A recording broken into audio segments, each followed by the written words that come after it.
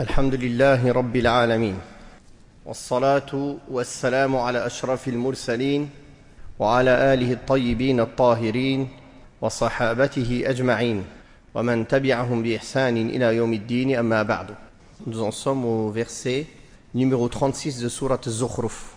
أعوذ بالله من الشيطان الرجيم ومن يعش عن ذكر الرحمن نقيض له شيطانا فهو له قرين وإنهم ليصدونهم عن السبيل ويحسبون أنهم مهتدون حتى إذا جاءنا قال يا ليت بيني وبينك بعد المشرقين فبئس القرين ولن ينفعكم اليوم إذ ظلمتم أنكم في العذاب مشتركون أفأنت تسمع الصم أو تهدي العمي ومن كان في ضلال مبين فإما نذهبن بك فإنا منهم منتقمون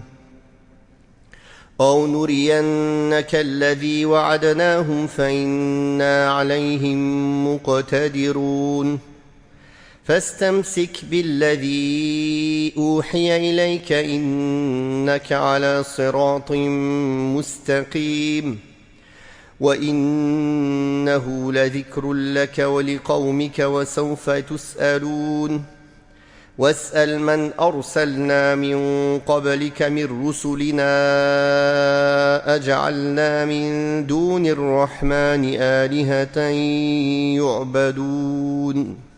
Donc Allah subhanahu wa ta'ala a dit dans le sens du verset 36 à celui qui dans son aveuglement délaisse le rappel du tout clément, nous associons un démon comme proche compagnon. Puis dans le verset 37, ils, c'est-à-dire les démons, les repoussent loin du droit chemin et eux, les hommes, s'imaginent qu'ils sont dans la bonne direction. Dans le verset 38, viendra alors le jour où tel homme comparaîtra devant nous et dira à son compagnon démoniaque, plût à Allah qu'il y eut entre toi et moi la distance séparant le levant du couchant. Quel horrible compagnon tu fais. Dans le verset 39, aujourd'hui, il ne vous servira à rien alors que vous avez déjà fait preuve d'injustice, d'être solidaire dans le supplice. Allahu tabaraka wa ta'ala parle ici du châtiment qu'il réserve à celui qui se détourne de son rappel en disant quant à celui qui est distrait, qui se détourne et rejette le rappel adressé par le miséricordieux,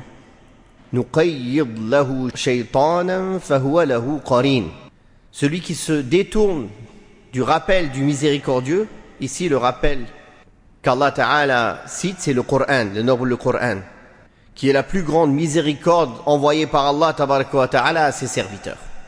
Celui qui l'accepte aura accepté le meilleur des dons et gagné la plus grande des faveurs et des aspirations, et celui qui le rejette et le refuse aura perdu d'une perte après laquelle il ne connaîtra plus de bonheur.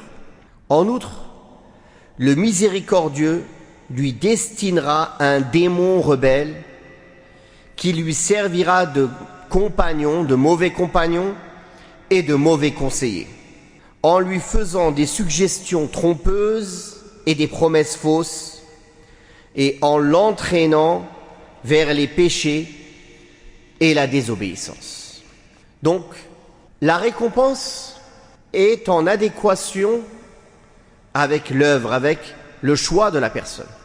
وَمَنْ يَعْشُ عَنْ ذِكْرِ الرَّحْمَنِ نُقَيِّضْ لَهُ شَيْطَانًا فَهُوَ لَهُ قَرِينٌ. Puisque l'homme a choisi de lui-même de se détourner du rappel d'Allah, par sa justice, Allah subhanahu wa ta'ala lui a donné un compagnon qu'il mérite, qui est un shaitan, un démon. Ces démons détournent l'homme négligent de la voie d'Allah, c'est-à-dire de la voie droite, de la voie de la religion, de la rectitude, alors qu'il s'estime bien guidé, en raison de ce que le démon lui embellit du mensonge, de la vanité, et qui lui montre tout cela sous forme belle et agréable, et en raison de son opposition à la vérité, il aura réuni ainsi entre ceci et cela. Si quelqu'un demande, un tel homme peut-il être excusé dans la mesure où il pensait qu'il était bien dirigé alors qu'il n'en était rien? La réponse est, un tel homme ou ses semblables n'ont aucune excuse auprès d'Allah tabaraka wa ta'ala à faire valoir. Car l'origine de leur ignorance est d'avoir rejeté et refusé le rappel venant d'Allah, alors qu'ils avaient la possibilité de l'écouter, de l'accepter, de le suivre et de suivre la voie de la guidée. Ils ont refusé donc la guidance alors qu'ils étaient capables de la suivre, et ils ont préféré à cela le mensonge et le rejet. Par conséquent, le péché est leur propre péché, et le crime est leur propre crime. Telle est la situation de celui qui refuse le rappel d'Allah tabaraka wa ta'ala et le rejette dans ce bas monde, avec son compagnon démon, une situation d'égarement, d'aveuglement et de fourvoiement. Quant à sa situation, le jour où il rencontrera son Seigneur, elle sera la pire des situations. Dans la mesure où il sera en proie au regret et au remords, ainsi qu'à la tristesse profonde, qui ne lui servira à rien. De même qu'au désaveu et à la dénonciation de son compagnon démon qui lui dira « Je n'ai rien fait, je n'ai fait que t'inciter, c'est toi qui as choisi l'égarement ». C'est pour cela qu'Allah tabaraka wa ta'ala a dit dans le sens « Jusqu'au moment où comparaissant devant nous, il s'écriera « Malheur à moi !» Plût à Allah qu'il y eut entre toi et moi la distance qui sépare les deux orients. Quel exécrable compagnon tu fais.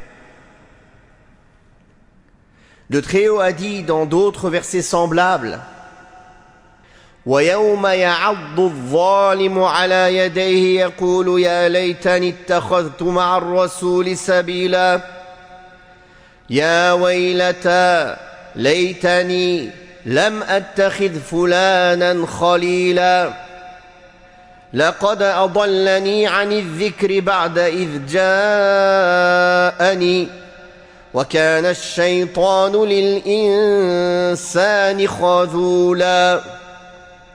Dans le sens, le jour où l'injuste s'en mordra les doigts en disant si seulement j'avais fait le chemin en compagnie de l'envoyé. Malheur à moi, si seulement je n'avais pas pris un tel pour ami. Il m'a détourné du rappel après qu'il me fut parvenu. Et le diable est pour l'homme une source d'avilissement. Quand Allah tabaraka wa ta'ala a dit, dans le sens, après avoir réalisé votre injustice, votre inéquité, il ne vous servira à rien en ce jour d'être associé quand vous serez exposés au châtiment.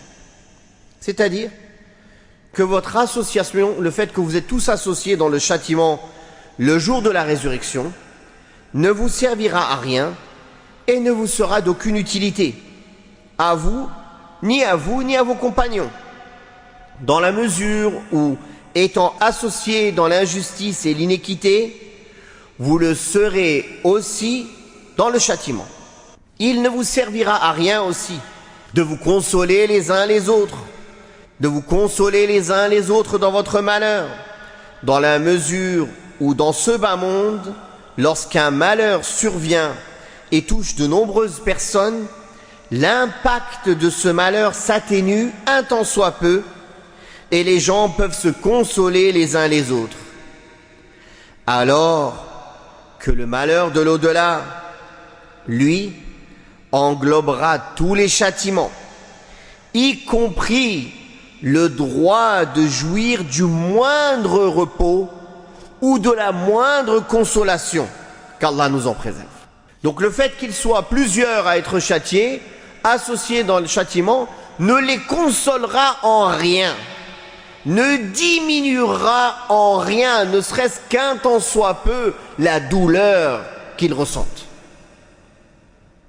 Puis dans les versets 40 à 45, Allah Ta'ala a dit, dans le sens: serait-ce donc toi qui pourrais faire entendre les sourds, montrer la voie aux aveugles et à tous ceux qui sont en plein égarement? Que nous te fassions disparaître ou pas, nous tirerons d'eux vengeance. Que nous te montrions ce que nous leur avons promis ou pas, nous avons sur eux tout pouvoir. Tiens-t'en donc avec fermeté à ce qui t'a été révélé, car tu es certes sur une voie droite. Ce rappel t'est certes destiné à toi et à ton peuple, et vous serez interrogés à son sujet. Demande donc aux messagers que nous avons envoyés avant toi, avons-nous établi en dehors du tout clément des divinités à adorer? Allah Tabarak wa Ta'ala dit à son messager, pour le consoler du refus des mécréants et des associatres de le suivre, qu'il n'y a aucun bien en ces gens-là et qu'il n'y a rien en eux de noble qui puisse les inviter à la guider.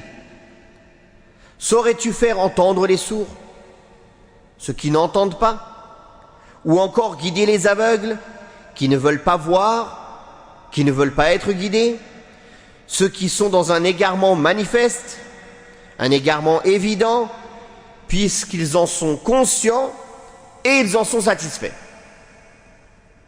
Tu ne peux pas guider une personne qui ne veut pas écouter, le sourd qui ne veut pas écouter, l'aveugle qui ne veut pas voir, et l'égaré qui se satisfait de son égarement, qui ne veut pas être bien guidé. Il n'y est plus aveugle que celui qui ne veut voir. Il n'y est plus aveugle, il n'y a pas plus aveugle que celui qui ne veut pas voir. Ainsi, de la même façon que le sourd ne peut pas écouter, que l'aveugle ne peut pas voir, et que l'égaré manifeste ne peut pas se guider, ces gens-là ont une nature ainsi que la raison corrompue à cause de leur rejet de la vérité et de leur adoption des croyances erronées et des comportements iniques qui s'interposent entre eux et la guidée et les empêchent de suivre cette voie en les enfonçant dans l'aveuglement et l'égarement. Pour ces gens-là, il ne reste que le châtiment en ce bas monde et dans l'au-delà. C'est pour cela qu'Allah Tabaraka wa Ta'ala a dit, dans le sens: soit nous te ferons périr avant de nous venger d'eux, c'est-à-dire que si nous te faisons mourir avant de te montrer ce que nous leur avons promis comme châtiment, sache que notre promesse est véridique et que nous nous vengerons d'eux. Les injustes ne gagnent jamais. Peut-être que l'on ne voit pas de nos yeux ce qui les attend, mais nous avons la certitude que ce châtiment les attend et que la vérité vaincra. Allah Tabaraka wa Ta'ala tend la corde à l'injuste, lui laisse un peu de répit, mais une fois qu'il l'attrape, une fois qu'il le châtie, il ne le rate pas. Comme Allah Tabaraka wa Ta'ala a dit dans Surat Hud, Et le prophète sallallahu alayhi wa sallam a expliqué cela en disant Inna Allah la yumli lil-zalimi wa la yuhmiluhu fa idha akhadahu lam yuflithu wa kadhalika akhdhu rabbika idha akhadha al-qura wa hiya zalimah inna akhdahu alimun shadid. Le prophète sallallahu alayhi wa sallam a dit Allah tend la corde à l'injuste mais il ne l'oublie pas. Une fois qu'il l'attrape, il ne le rate pas, il ne le manque pas. Puis il a récité les versets dans Surat Hud. Ainsi est le châtiment de ton Seigneur quand il châtie les contrées et les cités alors qu'elles sont injustes.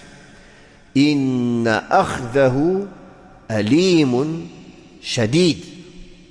Son châtiment est douloureux et dur. Soit nous te ferons périr avant de voir cela, mais ne t'inquiète pas, nous allons te venger, nous allons nous venger de ces injustes. Soit nous te ferons voir de ton vivant ce que nous leur avons promis comme châtiment, car nous sommes en mesure de les contraindre. Cependant, cela reste déterminé par la volonté d'Allah, par ce qu'implique la sagesse d'Allah tabaraka wa ta'ala de hâter ou de reporter ce châtiment. Telle est la situation avec les négateurs mécréants.